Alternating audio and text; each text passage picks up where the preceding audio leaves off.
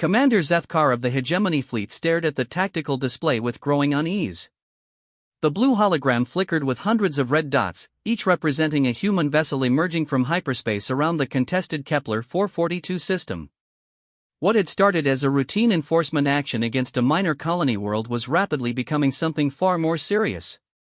"Sir, we're detecting massive energy signatures," reported his tactical officer, Lieutenant Vexera. Her chitinous fingers danced across the control interface with practiced efficiency. "The humans are bringing their entire third fleet to bear."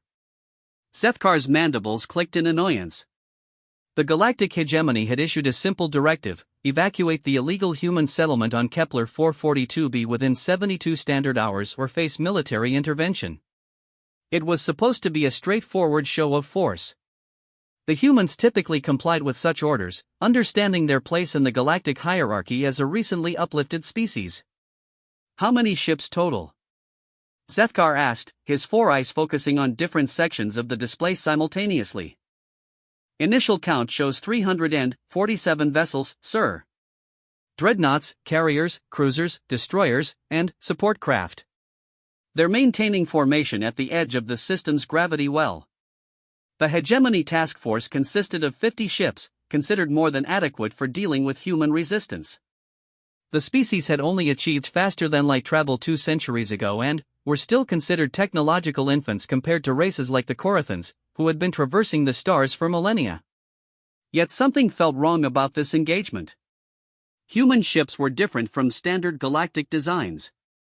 Where most species favored elegant curves and energy-efficient propulsion, human vessels were angular, brutal-looking things covered in armor plating and weapon emplacements. They looked more like flying weapons platforms than proper starships. "Open a channel to the human fleet," Zethkar commanded. "Let's remind them of the consequences of defying hegemony authority." The main display shifted to show the bridge of what appeared to be the human flagship. A tall figure in a dark blue uniform stood at the center, her gray hair pulled back in a severe bun. Her pale blue eyes regarded Zethkar with an intensity that made his exoskeleton itch. "I am Admiral Sarachan of the Terran Defense Force," she said without preamble. "You are trespassing in human territorial space." Zethkar's translator implant struggled with the human's clipped, aggressive tone. Most species spoke in flowing, diplomatic phrases during first contact situations. Humans seemed to prefer direct confrontation. "Admiral Chen, I am Commander Zethkar of the Hegemony Enforcement Fleet.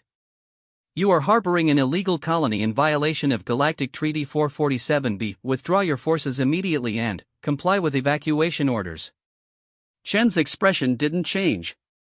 "Kepler 442b has been a registered human colony for 78 years. Our settlers have legal claim to this system under the Terran Colonial Charter. Your charter was never ratified by the Hegemony Council. This system falls within Corathan territorial claims established 3,000 years before your species achieved spaceflight. The Corathans abandoned this system 1,500 years ago. We found no active settlements, no mining operations, no infrastructure. Our people have built homes here, raised families. We're not leaving." Zethkar felt his patience wearing thin. Humans were notoriously stubborn, but this level of defiance was unprecedented. Most species understood the futility of challenging hegemony authority. "Admiral, you have 100 vessels. I have 347. Your position is untenable. I'm offering you one final opportunity to withdraw with honor intact." Admiral Chen's lips curved into what Zethkar's cultural database identified as a predatory smile. "Commander, you seem to be operating under a fundamental misunderstanding about human military doctrine. Let me educate you." She turned to someone off-screen. "Captain Morrison, execute Directive Omega-7. Ma'am, are you certain? Once we transmit that code, there's no taking it back. Do it." Zethkar watched as Admiral Chen's communications officer began transmitting a complex data stream across all frequencies. The transmission lasted only seconds, but Zethkar's sensors detected something unusual about its nature. The signal wasn't just being broadcast locally, it was being boosted through a network of human relay stations, reaching far beyond the Kepler 442 system. What was that transmission? Zethkar demanded. Admiral Chen's smile widened. That, Commander, was the activation of Protocol 7. You just made the mistake of threatening a human colony with military force. Congratulations, you've triggered our species' collective defense agreement. Collective defense? What are you talking about? Before Chen could respond, Zethkar's tactical officer called out in alarm. Sir! Hyperspace disturbances detected. Multiple signatures incoming. The tactical display exploded with new contacts. Hyperspace rifts were opening throughout the system, not just a few, but dozens, then hundreds. Ships began emerging in perfect formation, their IFF signatures identifying them as vessels from every major human colony, corporation, and military branch. Incoming transmission from the Sol System Defense Fleet, his communications officer reported, voice tight with worry. The Martian Colonial Navy is transmitting approach vectors. The Asteroid Mining Consortium has dispatched their industrial fleet. Sir, I'm detecting corporate security forces, colonial militias, even what appear to be civilian cargo haulers fitted with weapon systems. Zethkar stared at the display in growing horror. The 347 ships of the Third Fleet were now joined by over 2,000 additional vessels. Sleek military dreadnoughts materialized alongside converted mining ships bristling with improvised weapons. Luxury passenger liners appeared next to industrial freighters, their hulls scarred by hasty weapon installations. This is impossible, Zethkar whispered. No species maintains this level of military dispersal. Admiral Chen's voice cut through his shock. You really don't understand humans at all, do you? Every colony, every corporation, every independent settlement maintains its own defense force. We learned long ago that we can't rely on anyone else for protection. When you threaten one human settlement, you threaten all of them. More ships continued arriving. Zethkar recognized some of the designs from intelligence reports, converted colony ships that had been retrofitted with massive railguns, asteroid miners whose industrial equipment had been weaponized, even what appeared to be research vessels mounting experimental energy weapons.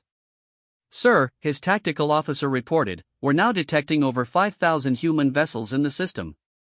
They're completely surrounding our position. Zethkar felt his breathing apparatus struggle to process oxygen. 5,000 ships. His intelligence briefings had estimated total human military capacity at maybe 800 vessels system-wide. This armada represented more firepower than most hegemony sector fleets. How, he managed to ask. Every human learns to fight, Admiral Chen explained, her tone almost conversational now. Every ship can carry weapons. Every colony can build them. We don't have a military, Commander. We are a military. The entire species.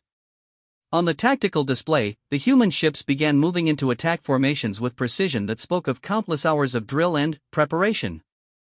Despite their diverse origins, they moved as a unified force, their coordination indicating sophisticated command and control systems.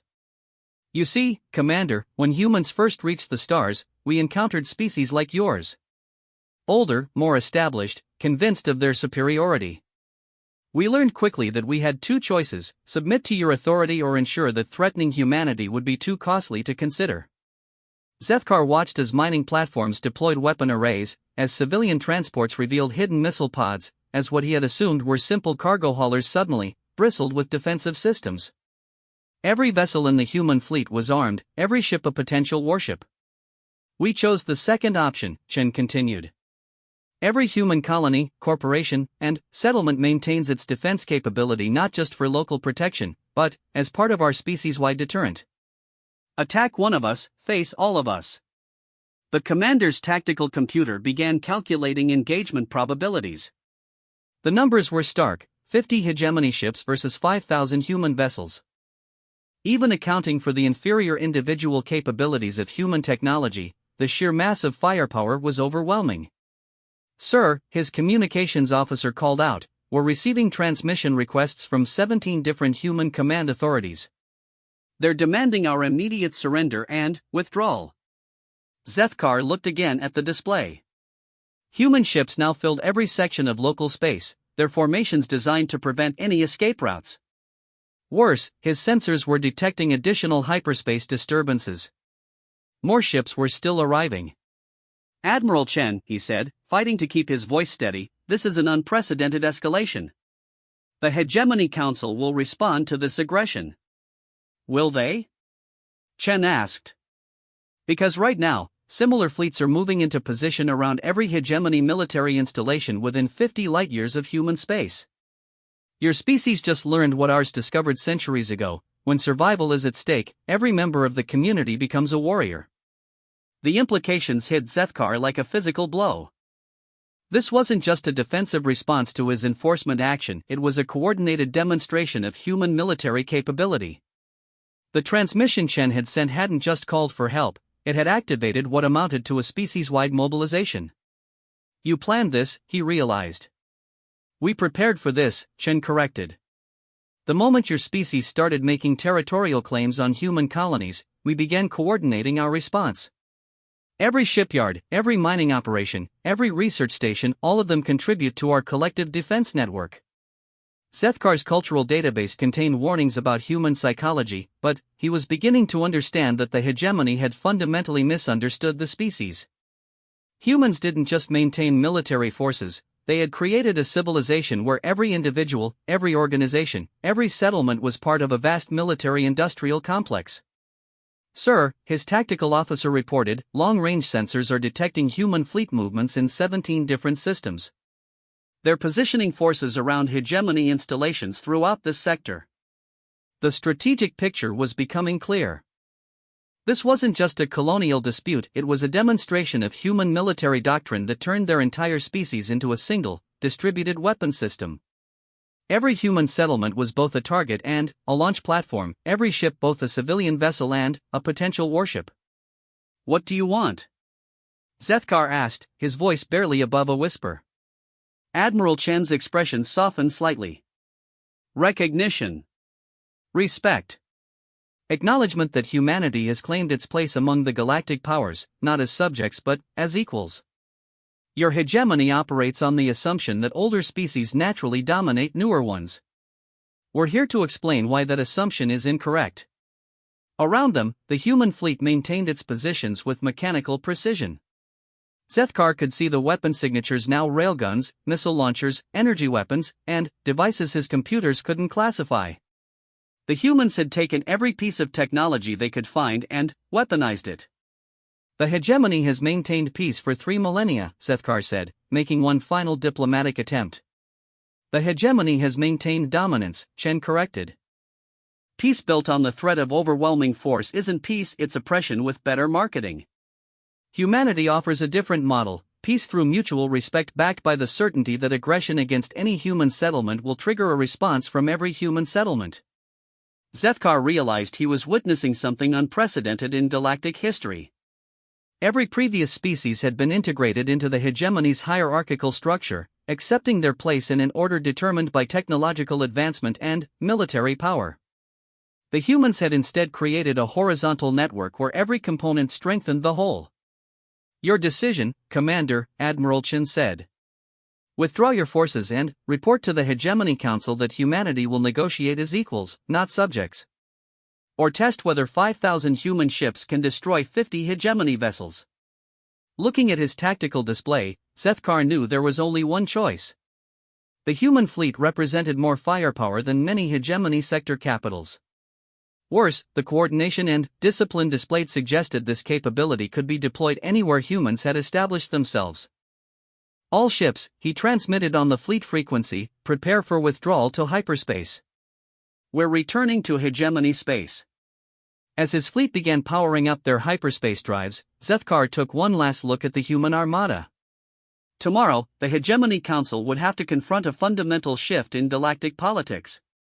A species they had dismissed as technological infants had just demonstrated the ability to field military forces that dwarfed traditional fleet compositions. The age of hegemony dominance, Zethkar realized, was about to end. A single command unleashed the deadliest Deathworlder Armada in the universe. Part 2. The Grand Council chamber of the galactic hegemony had never seen such chaos. Representatives from 47 species filled the tiered seating, their various forms of communication creating a cacophony of clicks, whistles, harmonics, and translated speech. At the center of it all, High Counselor Morthak attempted to maintain order with increasingly desperate calls for silence. The human fleet movements cannot be ignored, declared Ambassador Yilseth of the Korathan Empire, her crystalline form resonating with agitated frequency patterns. They have positioned military forces within striking distance of 12 major hegemony installations. This is an act of war. It's a defensive deployment, countered the newest member of the council. Ambassador Maria Vasquez stood at the human delegation's podium, her small frame dwarfed by the massive chamber but her voice carrying clearly through the translation systems. Humanity is simply ensuring that any future military actions against our colonies will be met with appropriate response. High Counselor Morthak's tentacles writhed in frustration. The ancient being had overseen galactic politics for over 6 centuries, but nothing in his experience had prepared him for the human crisis.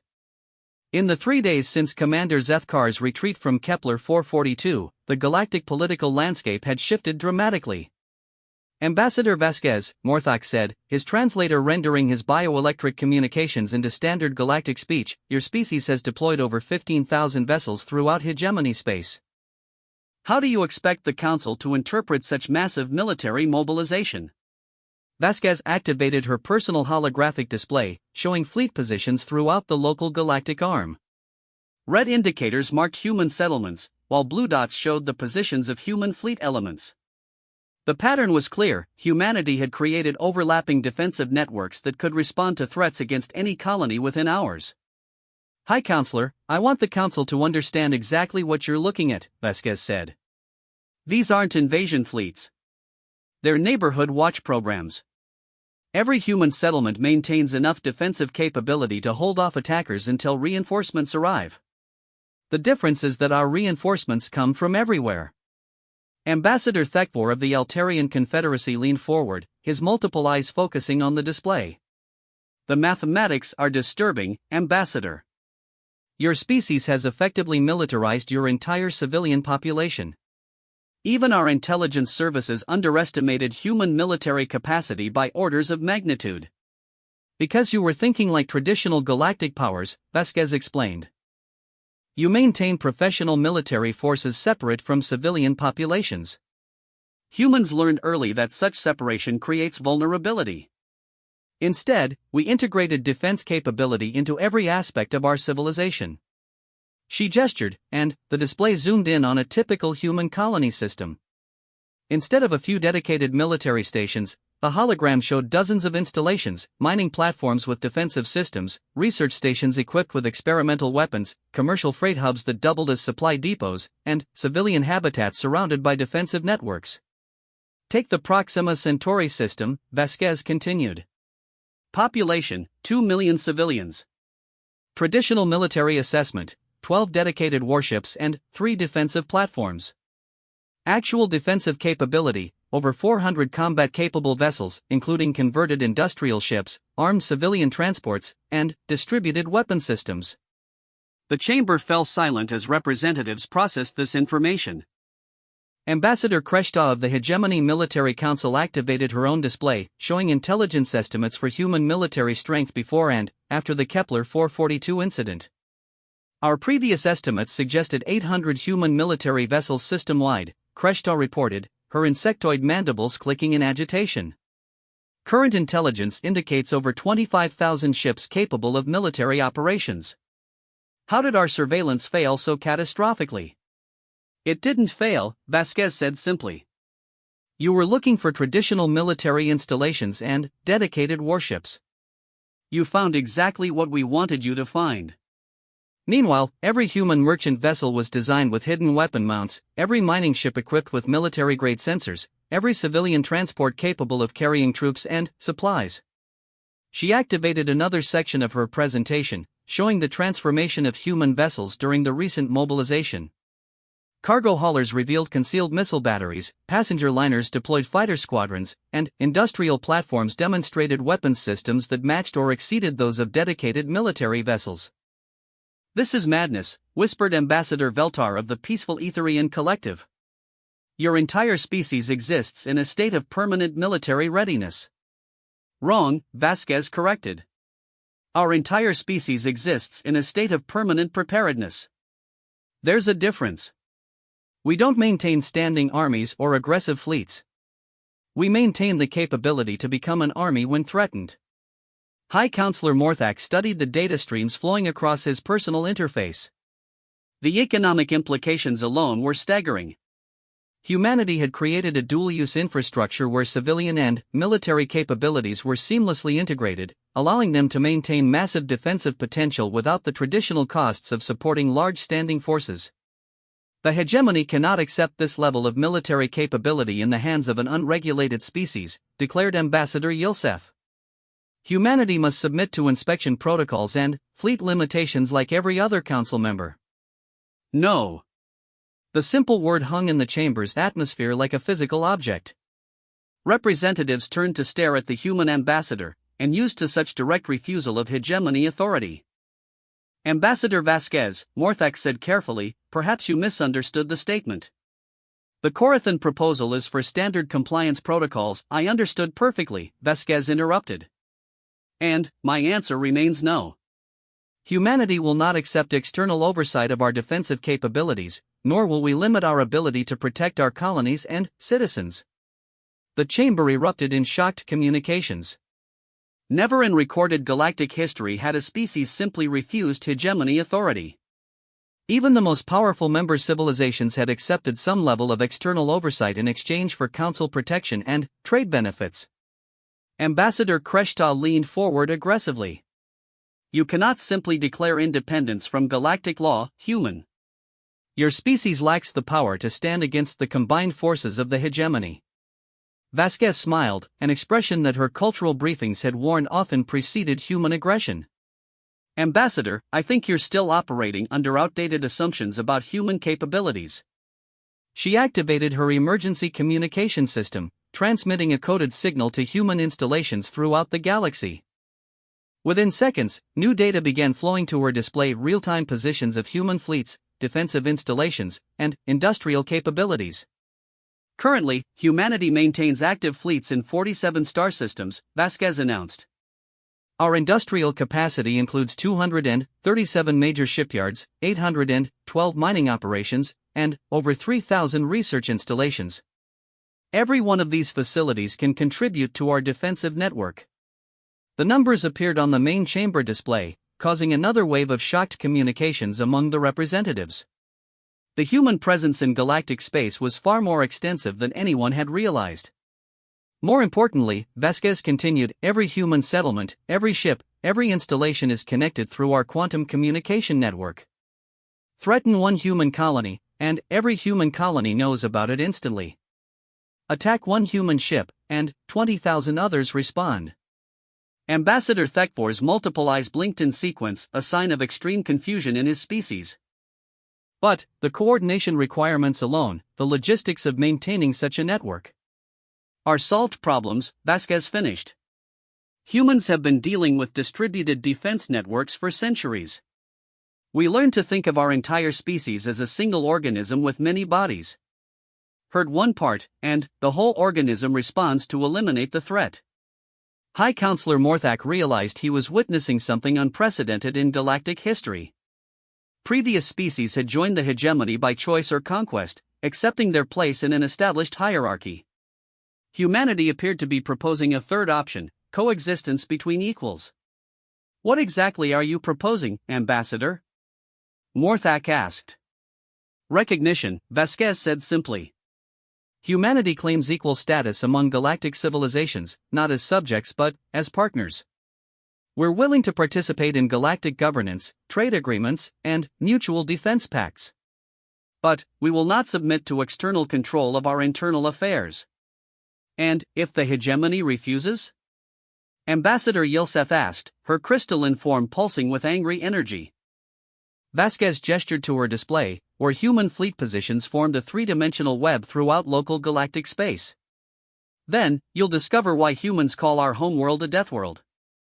We evolved on a planet where everything was trying to kill us. That experience taught us that survival requires constant vigilance, overwhelming response to threats, and the absolute certainty that attacking us will cost more than any possible benefit. The chamber fell silent as representatives studied the implications. Human defensive networks weren't just military deployments, they were the expression of an entire species' evolutionary psychology. A civilization shaped by constant environmental threats had carried that mentality to the stars. Ambassador Veltar spoke into the silence, his harmonic voice carrying undertones of fear. Your species maintains this level of military readiness permanently? The cost alone must be enormous. That's the beauty of our system, Vasquez explained. It doesn't cost us anything extra. Our civilian infrastructure is our military infrastructure. Our merchant ships carry weapons because space is dangerous. Our mining operations maintain defensive systems because pirates exist. Our research stations develop new technologies that happen to have military applications. She brought up economic data showing human resource allocation. Unlike traditional military budgets that represented pure cost, human defense spending generated economic returns through civilian applications of military technology. We don't maintain a military, Vasquez said. We maintain a civilization that can become a military when necessary. The difference makes us far more efficient than traditional force structures. Ambassador Kreshta studied the economic models with growing alarm. If humanity's approach proved viable, it could revolutionize galactic civilization or destroy the existing power structure that maintained hegemony dominance. This system of yours, Kreshta said carefully, it could destabilize the entire galactic order. Only if you insist on maintaining that order through force, Vasquez replied. Humanity offers an alternative, peace through mutual respect and the certainty that aggression will be met with overwhelming defensive response. High Counselor Morthek felt the weight of historical moment pressing down on his ancient consciousness. The decision made in this chamber would determine whether the galaxy moved toward a new model of cooperation or descended into the first major interspecies war in millennia. The Council requires time to consider these proposals, he announced. This session is adjourned pending further deliberation. As representatives began filing out of the chamber, Vasquez remained at her podium, studying the tactical displays that showed human fleets maintaining their positions throughout hegemony space. In the past week, humanity had transformed from a minor colonial power to a force that could challenge the established galactic order. The question now was whether the hegemony would accept this new reality or test humanity's resolve.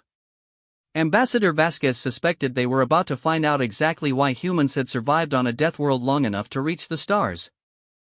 #A single command unleashed the deadliest Deathworlder Armada in the universe. Part 3. Admiral Sarah Chen stood on the observation deck of the TDF Indomitable, watching as the largest fleet in human history assembled around Earth. Through the transparent aluminum viewports, she could see the geometric precision of humanity's response to the hegemony's final ultimatum. 12 hours ago, the Galactic Council had voted to enforce compliance protocols on humanity through military action. The vote had been close, 24 species in favor, 22 opposed, with 1 abstention. That single vote had triggered the largest military mobilization in galactic history. "Ma'am, we're receiving final approach confirmations from the outer system fleets," reported Captain Morrison from the bridge communication station. The mining consortium's industrial fleet has finished weapons integration. The Colonial Defense Forces are reporting full readiness. Even the Research Academy has deployed their experimental vessels. Chen nodded, though her attention remained focused on the tactical hologram floating beside her. The display showed not just Earth's local space, but human fleet positions throughout the galaxy. Over 50,000 vessels had responded to the mobilization call, ranging from massive corporate dreadnoughts to converted mining barges bristling with improvised weapons. "And the hegemony forces?" she asked. "Sector Fleet Omega is maintaining position at the heliopause," Morrison replied. 2,000 vessels under High Admiral Korathan Al. Intelligence suggests they're waiting for reinforcements before beginning their advance. Chen allowed herself a tight smile. The hegemony was being cautious, which meant their intelligence services had finally grasped the scope of human military capability. 2,000 ships represented one of the largest hegemony fleets ever assembled, but humanity had responded with 25 times that number. "Ma'am," called Lieutenant Torres from the sensor station, "we're detecting quantum communication bursts from the hegemony fleet. They appear to be requesting additional support." "They're learning," Chen murmured. Through the viewport, she could see another wave of human ships emerging from hyperspace. The latest arrivals were from the Outer Rim colonies, industrial vessels that had been converted to military configuration during their journey to Earth. Each ship told the story of human adaptation, civilian designs reconfigured for war, commercial technologies repurposed as weapons, entire populations mobilizing for collective defense. The tactical display chimed with an incoming priority transmission. Chen activated her personal communicator, and the image of General Marcus Webb appeared in miniature hologram. "Sarah, we just received word from our deep space monitoring stations," Webb reported. "The hegemony is pulling fleets from 17 sectors to mass against us. They're treating this as an existential threat to their authority." "Good," Chen replied. "Maybe they're finally taking us seriously." 3 million vessels, Sarah. They're assembling 3 million ships. That's the largest military force in recorded galactic history. Chen felt a moment of soberness. 3 million ships represented the combined military might of 47 species, accumulated over millennia of galactic civilization. Humanity was about to face odds that would have terrified any sane military commander. "How many ships can we field?" she asked. "Final count shows just over 200,000 combat-capable vessels," Webb replied. "Everything from frontline dreadnoughts to converted ice haulers with missile pods strapped to their hulls. Plus another 300,000 support ships, transports, and industrial vessels that can contribute to the fight." The odds were still overwhelming, but Chen had spent her career studying human military history. Humanity's greatest victories had always come when facing impossible odds. Thermopylae, Agincourt, Stalingrad. Humans had a tradition of turning desperation into strength. "General, activate Protocol Omega-9. Full species mobilization." Webb's expression grew somber. Protocol Omega-9 was humanity's final contingency plan, designed for use only when the species faced extinction. It would convert every human installation, every ship, every settlement into a potential military asset. "Sarah, that protocol will militarize our entire civilization. Every civilian facility, every research station, every colony ship becomes part of the war machine. There's no going back from that level of mobilization." "The hegemony made their choice when they voted for military enforcement," Chen replied. "Now they get to live with the consequences." As Webb's hologram faded, Chen turned back to the tactical display. New indicators were already appearing as Protocol Omega-9 propagated through human space. Agricultural stations revealed hidden defensive systems. Medical facilities deployed mobile surgical units designed for battlefield conditions. Even educational institutions contributed resources, with university research departments uploading weapons technology to the distributed network. "Admiral," Captain Morrison called from the bridge, "we're receiving a transmission from the Hegemony Fleet. High Admiral Corathanael is requesting parley." Chen smiled grimly. "Put him through." The main display shifted to show the interior of a Hegemony command ship. High Admiral Corathanael was a Zerethian, his reptilian features arranged in what Chen recognized as an expression of concern. Behind him, she could see the controlled chaos of a fleet command center preparing for battle. "Admiral Chen," Corathanael said, his translator rendering his sibilant speech into precise standard. "I am authorized to offer humanity a final opportunity for peaceful resolution. Submit to hegemony oversight, and your species will be granted full council membership with autonomous colony rights." "Counteroffer," Chen replied. "Withdraw your fleets, recognize human sovereignty, and we'll pretend this conversation never happened." "You cannot seriously believe that 500,000 human vessels can stand against the combined might of the galactic hegemony?" Chen gestured, and her own tactical display appeared on the transmission, showing human fleet positions throughout the galaxy. "Admiral, you're still thinking in terms of traditional military doctrine. You see 500,000 ships and assume that represents our maximum capability. Let me correct that misunderstanding." She activated the real-time deployment tracker, showing the results of Protocol Omega-9 implementation. The display filled with new contacts as civilian installations revealed their hidden military functions, as research facilities deployed experimental weapons, as entire colony populations prepared for war.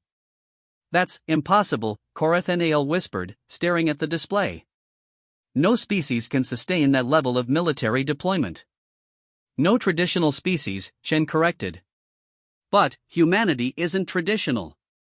We're the product of a death world where everything was trying to kill us for millions of years.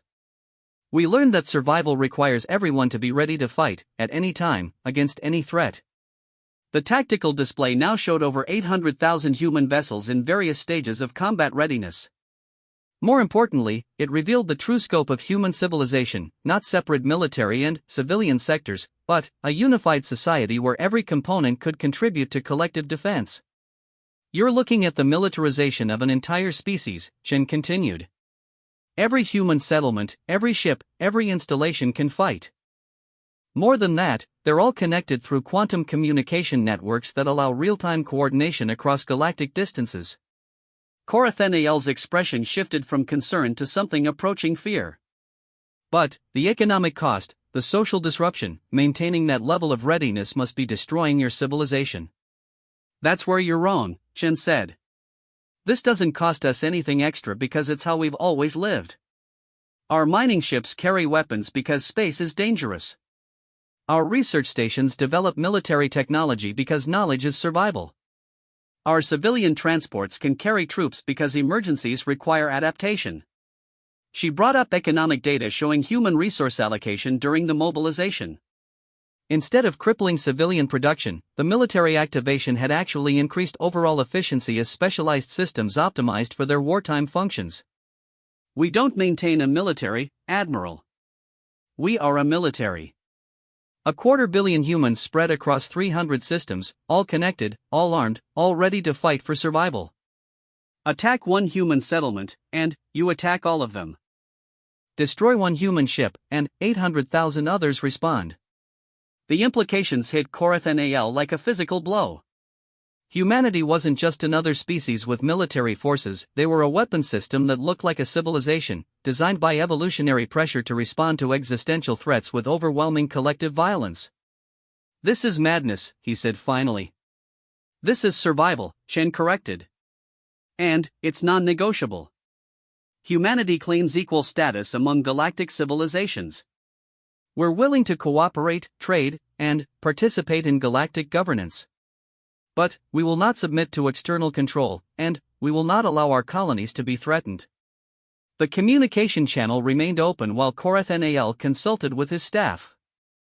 Chen could see the controlled panic spreading through the Hegemony Command Center as officers processed the tactical implications of facing a fully mobilized human fleet. Finally, Corathenel returned to the transmission. Admiral, I am authorized to propose a temporary ceasefire while diplomatic solutions are explored.